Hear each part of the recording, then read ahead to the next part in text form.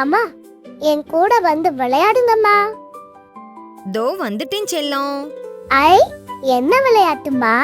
ம், ம், வித்தியாசமான ஒரு விளையாட்டு விளையாடலாம். சரிம்மா. நான் புத்தகத்துல ஒரு பக்கம் காட்டுறேன். அதுல ஒளிஞ்சிருக்கிறது என்னன்னு கண்டுபிடிக்கிறியா? கொஞ்ச நேரம்தான். சரிம்மா. இங்க இருக்கிறது ஆண்ணிரி, ஆமை, ஆடு.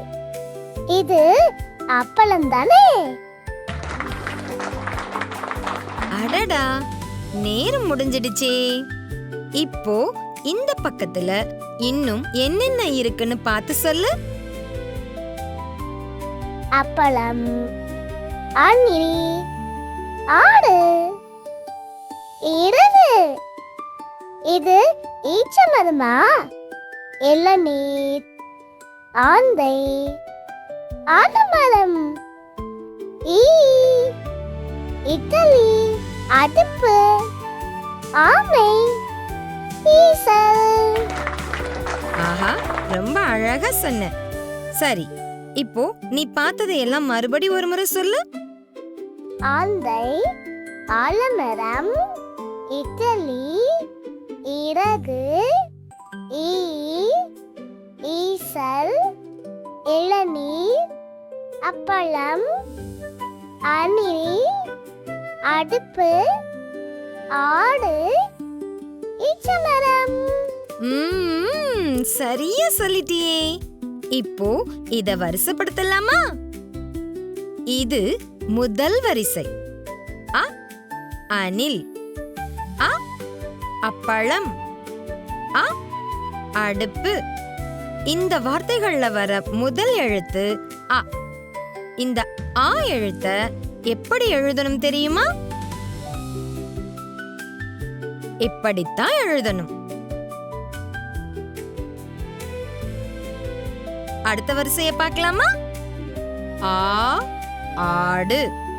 ஆ, ஆமை. ஆ, ஆந்தை. ஆ, ஆலமரம். இந்த வார்த்தைகள்ல வர முதல் எழுத்து ஆ. இந்த ஆ எழுத்த எப்படி எழுதணும் தெரியுமா? இப்படித்தான் எழுதணும். அடுத்த வரிசைய பார்க்கலாமா? இ, இட்டலி. இ, இறகு. இ, இளநீர்.